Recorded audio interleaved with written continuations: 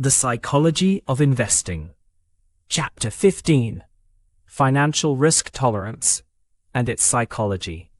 When people say I'm comfortable with risk, they are often mixing together two very different questions. The first question is objective. If your portfolio fell, could your finances actually absorb that loss without putting your goals in danger? The second question is psychological. If your portfolio fell, could you stay calm enough to stick with the plan instead of bailing out at the worst moment? Those two answers are related, but they are not the same. Someone can be financially strong and still panic in a downturn, and someone else can feel fearless while taking risks they truly cannot afford. A sound investment plan has to respect both realities. Objective risk capacity is about what your financial life can withstand. It depends on concrete facts like your income, savings, debt, monthly obligations, and how soon you will need the money. If you have a long time horizon, stable cash flow, and a solid cushion, you usually have more room to recover from temporary losses. If the money will be needed soon, or your finances are tight, your capacity is lower, even if you feel optimistic. That is why risk capacity acts like a financial shock absorber. It tells you how much market turbulence your plan can take before your goals are genuinely threatened. Subjective risk comfort is different because it lives in your emotions and behavior. It reflects how much uncertainty you can live with before fear, stress, regret, or second-guessing pushes you into a harmful move. Many people overestimate this when markets are calm because losses are only imaginary at that point. The real test comes when an account drops sharply and the discomfort becomes personal. If that stress leads you to sell, you turn a temporary decline into a permanent setback. Your past actions during downturns are often more revealing than your opinions during good times. These two ideas get confused because market conditions distort self-perception. In a rising market, people often feel brave and assume they can handle much more volatility than they really can. In a falling market, even a sensible portfolio can suddenly feel intolerable because fear becomes immediate and vivid. That creates two common mismatches. One person has high financial capacity but low emotional comfort, which can lead to panic selling. Another has low financial capacity but high confidence, which can lead to reckless risk-taking. In both cases, the problem is not just the portfolio itself, but the mismatch between the portfolio and the person.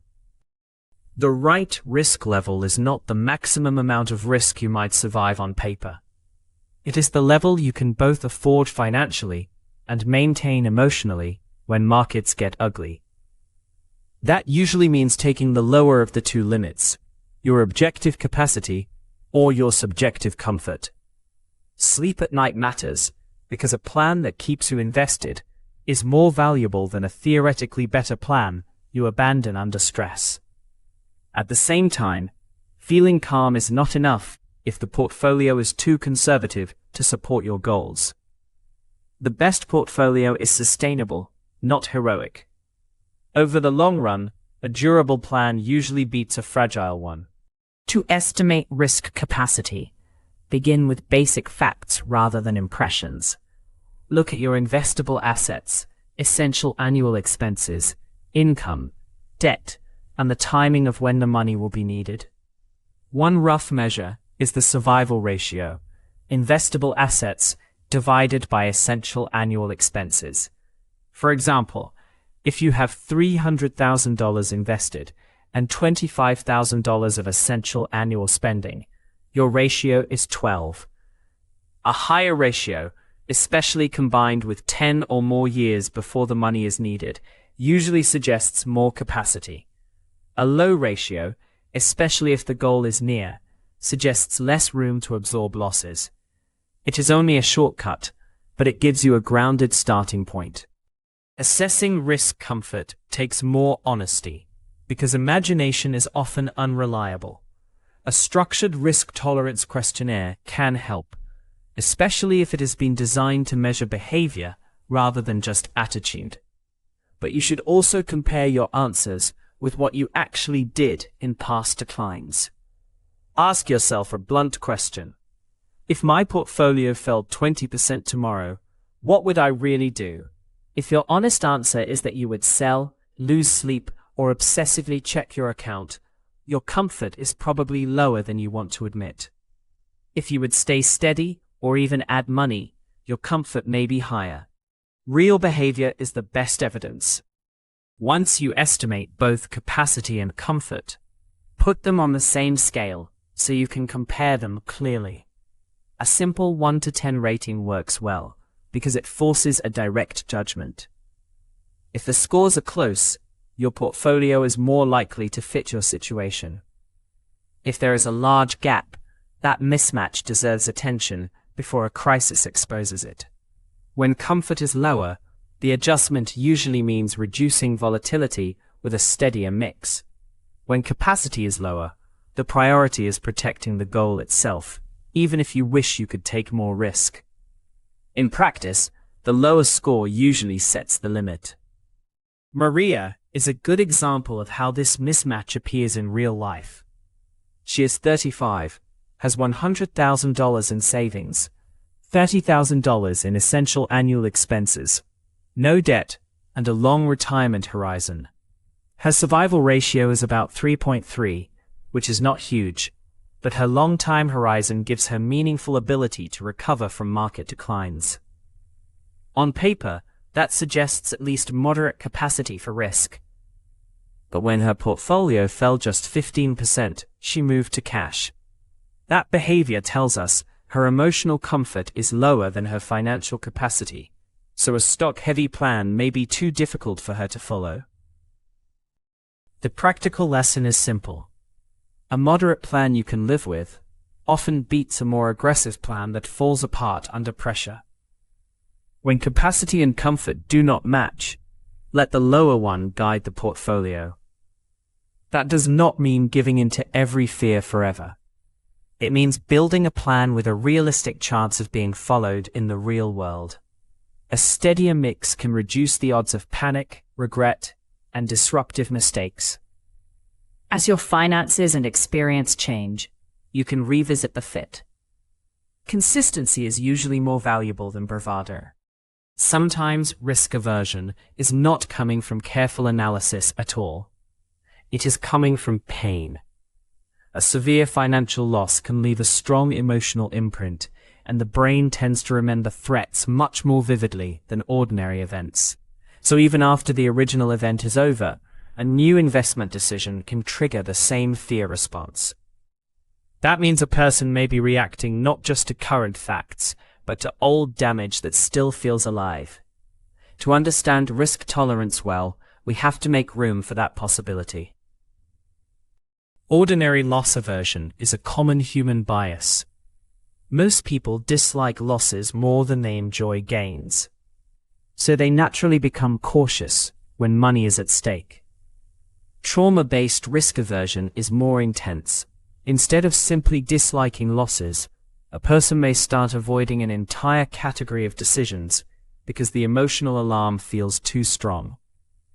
The fear can spread far beyond the original event and block reasonable choices that might now be appropriate. That is why trauma is not just being conservative. It can become a broad pattern of avoidance. One painful event can slowly harden into a sweeping personal rule. A person who was scammed by one advisor may begin to distrust all advisors. Someone who lost money in a single failed business may decide all small business investing is dangerous. A concentrated loss in one stock can turn into the belief that stocks as a whole are unsafe. This is how emotional memory overgeneralizes danger.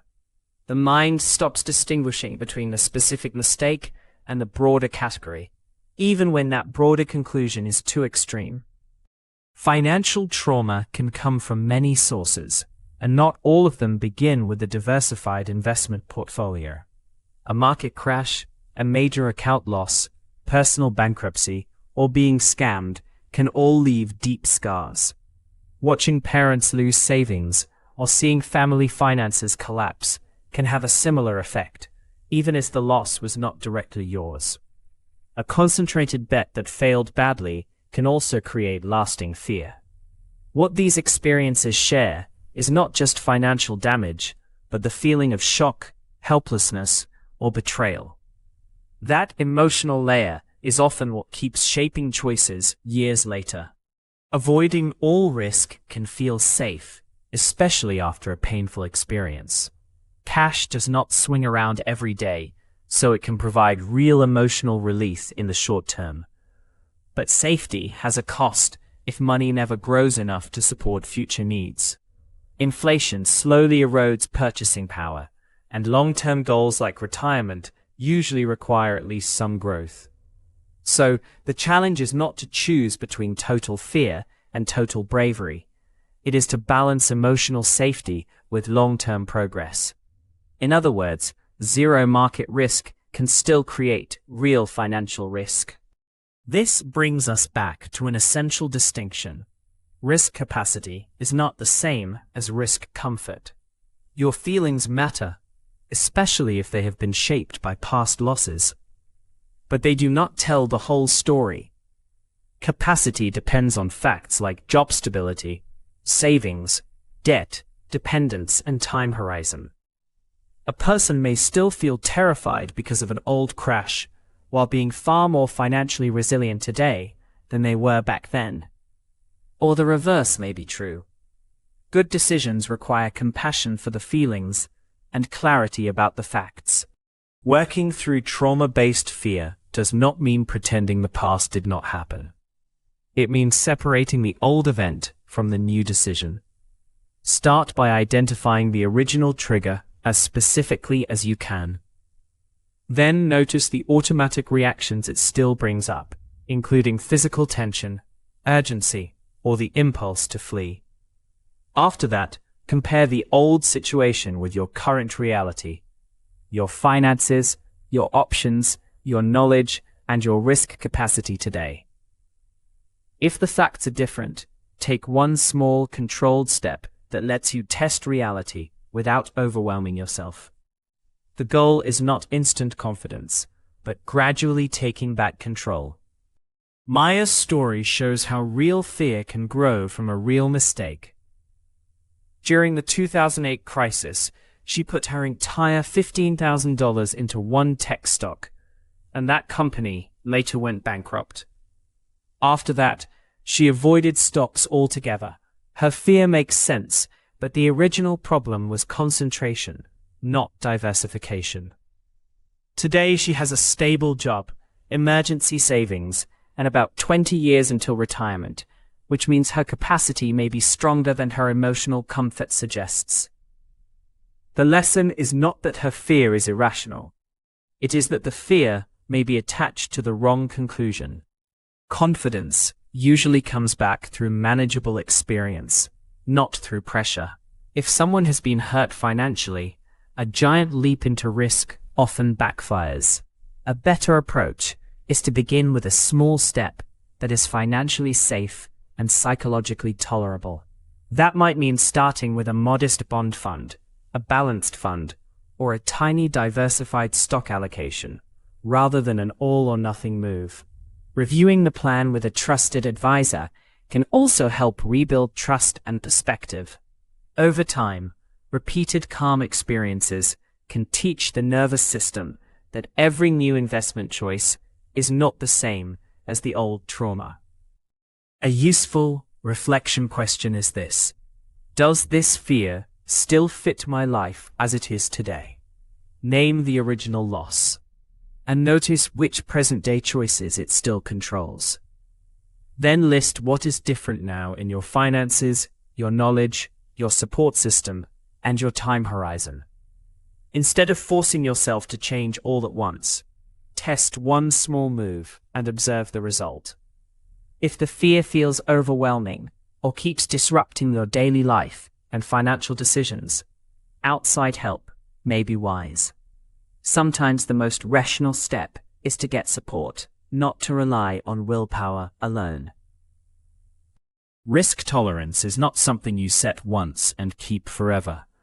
Both your willingness to take risk and your ability to bear it can change as your life changes.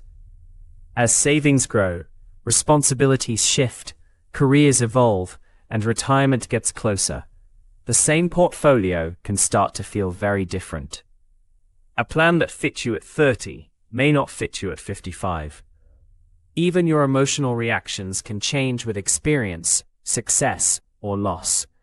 That is why portfolio risk should be reviewed over time instead of treated like a permanent personality trait. Growing wealth changes the meaning of market losses because percentages turn into larger dollar amounts. A 10% decline on $5,000 is $500.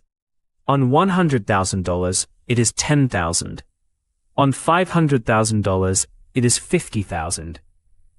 The percentage is identical, but the emotional impact and the effect on your options can be very different.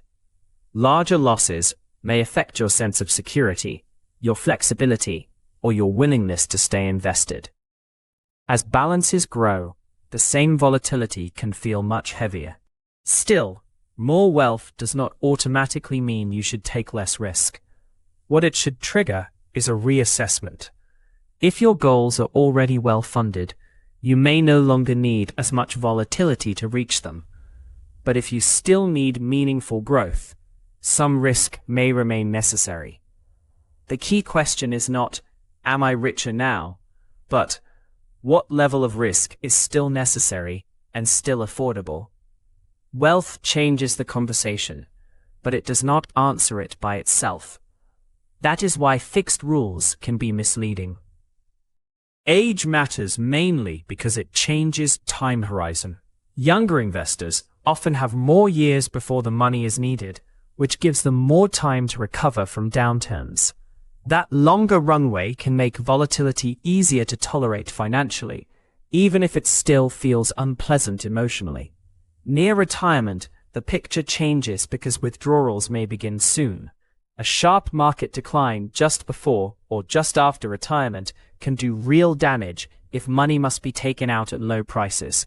This is why time horizon, not age by itself, is the deeper issue. Age can be helpful, but it is only one clue. Two people who are both 65 can have very different risk capacity, depending on the rest of their lives. Someone with a pension, low spending needs, good health, and a strong emergency fund may be able to take more stock risk than expected. Someone else of the same age, with unstable income, high expenses, and no cash cushion, may need much more protection. And even if the finances look strong, emotional comfort still matters. So age is useful, but it is never the whole story. This is where simple rules of thumb, like the age in bonds rule, can be useful, but limited. The idea is straightforward. If you are 30, you might hold about 30% in bonds and 70% in stocks. If you are 60, maybe 60% in bonds and 40% in stocks. That can provide a rough benchmark and a quick reality check. But it is not a formula you should obey blindly.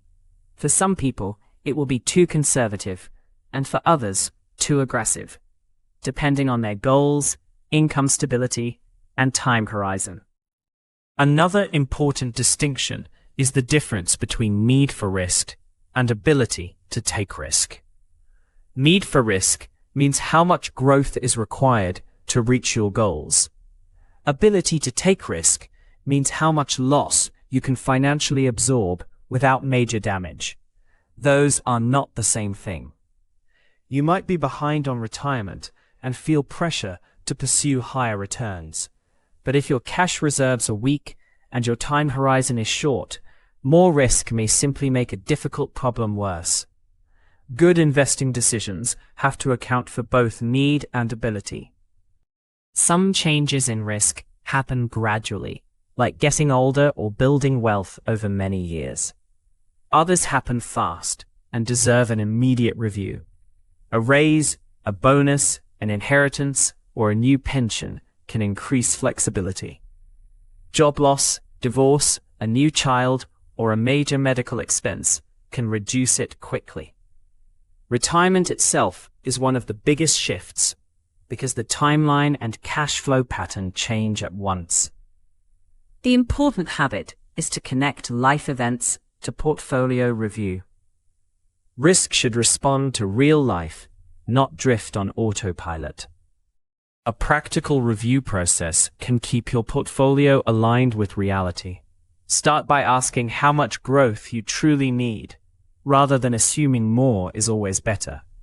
Then compare your current allocation with a rough benchmark, such as age in bonds, just to get your bearings. After that, test your actual ability to handle losses by checking time horizon, cash reserves, and income stability. If a change is needed, make it gradually instead of through a dramatic emotional shift.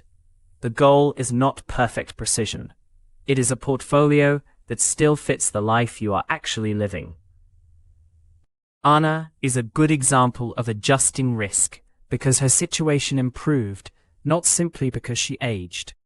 At 45, a rough rule of thumb might suggest about 45% bonds, but her portfolio had been much more aggressive, around 80% stocks and 20% bonds.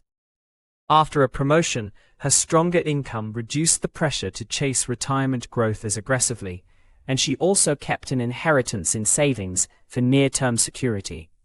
Over about 6 months, she moved gradually toward a 55% stock and 45% bond mix. The key point is that her decision came from a stronger overall position and a better fit, not from blindly following age. Several common mistakes can undermine otherwise sensible risk adjustments. One is ignoring when the money will actually be needed, which makes any allocation look more reasonable than it really is. Another is treating age-based rules as exact formulas instead of rough guides. Many people also wait until a crisis hits before reviewing risk, which is usually too late. And some assume that more wealth always justifies more risk, when in fact, greater wealth may reduce the need for risk. Better adjustments stay tied to goals, timelines, and real-life constraints. A stress test is a fire drill for your investments. Instead of waiting for a real market shock to discover how your portfolio feels, you imagine one in advance and study the likely effects. That means estimating both the financial damage and your emotional reaction. How much would your balance fall? Would that loss feel manageable, or would it tempt you to abandon the plan? A portfolio can look fine on paper and still be too stressful in real life. Stress testing helps reveal whether your risk level is genuinely livable. The deeper purpose of a stress test is not just to do math. It is to uncover behavioral risk. In calm markets, many portfolios seem tolerable because nothing painful is happening yet. A downturn reveals whether fear, overconfidence, obsessive account checking, or panic might drive you into bad decisions. Paper losses are only part of the story. If a portfolio creates enough pressure to make you sell at the wrong time, then the portfolio may be too aggressive for you, even if it is technically affordable.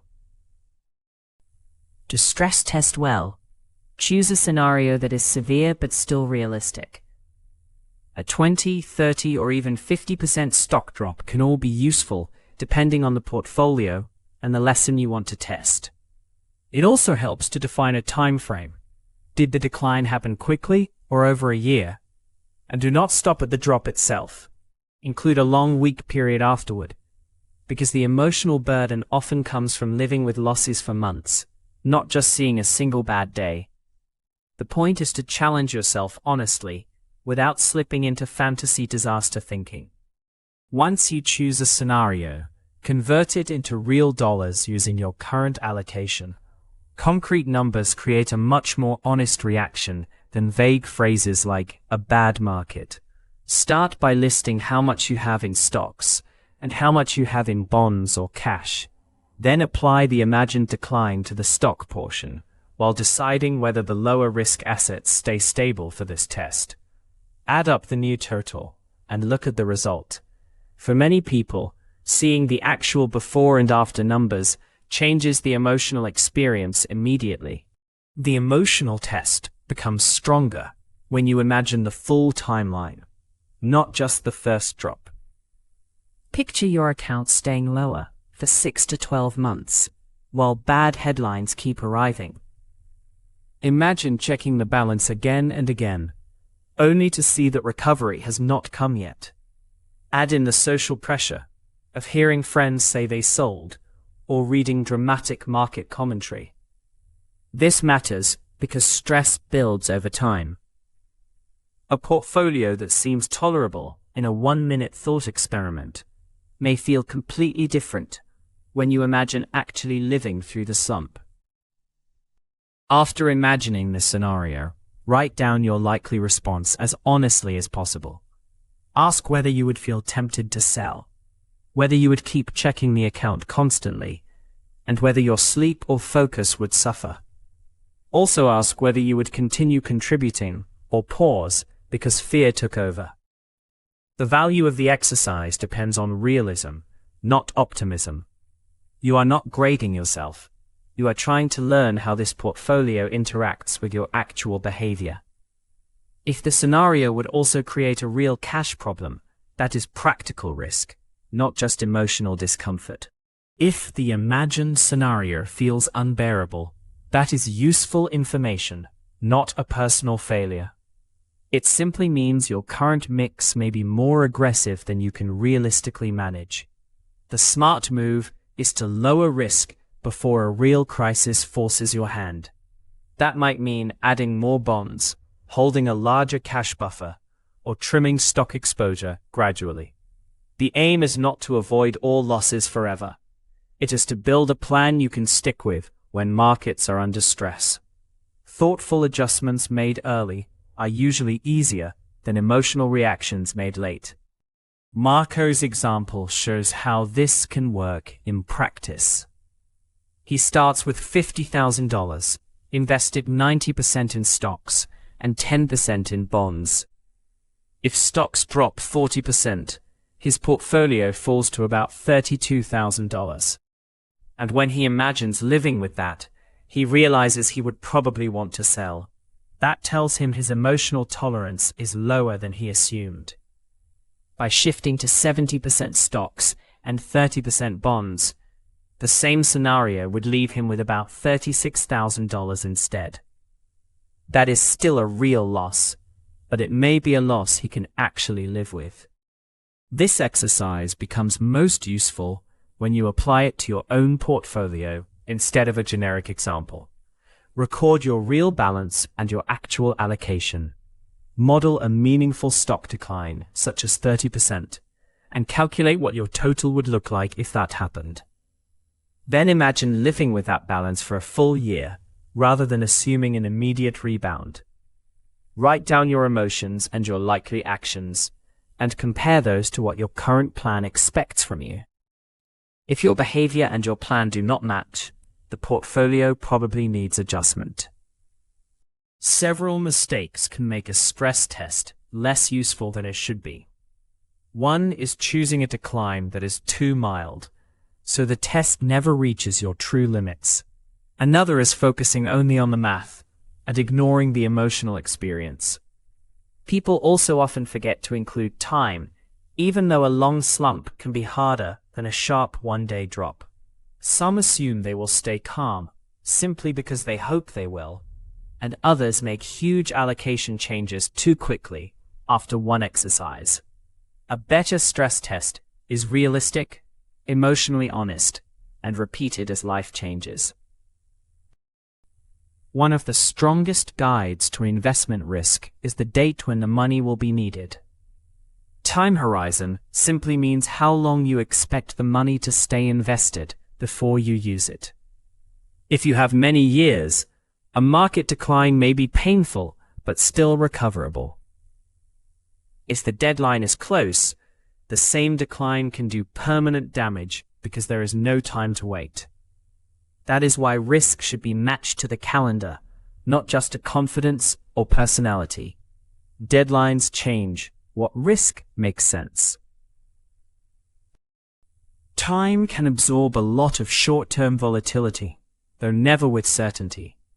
Stocks can fall 20 or 30% in a single year, which feels severe in the moment. But when the goal is decades away, there may still be time to recover and continue compounding afterward.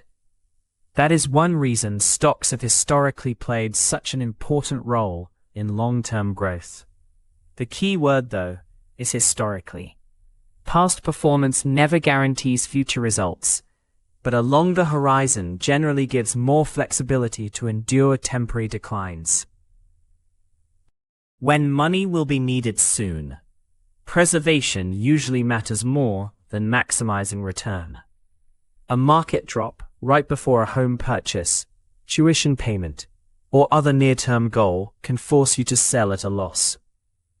Emotional confidence does not solve that problem, because confidence does not create more time. Short horizons shrink your ability to recover. In these situations, calendar risk can matter more than psychological comfort. Even a fearless investor may need a lower risk portfolio if the deadline is close. Risk tolerance and time horizon work together, but they answer different questions. Risk tolerance is emotional. How much uncertainty you can personally handle without making bad decisions. Time horizon is practical. How much uncertainty your schedule can handle before the money is needed. Those two things do not always line up. You might feel perfectly comfortable with volatility, but if the goal is 1 year away, that comfort does not make the risk appropriate. For near-term goals, lower risk may still be the better fit, even when your personality is aggressive. Time horizon also changes how we should think about inflation. In the short term, inflation may do limited damage compared with the danger of a market loss right before a deadline. Over decades, though, inflation can quietly erode purchasing power in a major way. Cash may look stable because the balance does not fluctuate, but its real value can decline year after year. That means taking too little risk can also be harmful for long-term goals. For money that will not be used for many years, growth may be necessary, not optional. A simple way to match risk to time is to use broad time bands. If the money is needed in 10 years or more, a stock-heavy portfolio is often reasonable because there is more time to recover from downturns. For goals in the 3 to 10 year range, a mixed portfolio is often more appropriate because you need both some growth and some stability. For goals under 3 years away, lower risk choices like cash or short-term bonds are often safer. These are guidelines, not rigid rules, but they provide a realistic starting framework for matching the portfolio to the deadline. The calendar can also guide how risk should change over time. Start with the goal itself and the exact date when the money will be needed. Then count backward and think about how much time remains each year. As the deadline approaches, it often makes sense to reduce risk gradually instead of waiting for the last minute. This creates a smoother transition from growth to stability. It also helps keep headlines from taking over your decisions, because the plan is anchored to the calendar rather than the news cycle. Different timelines can justify very different portfolios, even when the dollar amount and the goal label look similar. Elena may be saving for retirement in 40 years, which gives her plenty of room to accept stock volatility. James may also be saving for retirement, but if he needs the money in 5 years, a bond and cash-heavy mix may be much more realistic. Laura might be saving for college in 18 years, and that horizon can still support a stock-heavy approach. So the label alone is not what matters most. Time horizon often matters more than goal type. A quick check for any goal begins with writing down exactly what the money is for and when it will be needed. Then label the goal as short, medium, or long-term. Choose a risk level that broadly fits that timeline, rather than treating all money the same. Finally, ask a stress test question. If markets fell next year, would I still have time to recover before I need this money? That one question often reveals whether the portfolio is realistic. It also reminds you that separate goals may need separate portfolios. Several common mistakes can throw this alignment off. Some people take too much risk because the goal feels far away, even though they have not planned how that risk will be reduced later. Others keep long-term money too conservative for too long and lose ground to inflation. A third mistake is failing to lower risk as the deadline gets closer. And many investors let market news push them into changes that have little to do with the actual goal date. Good risk alignment respects both market reality and the calendar.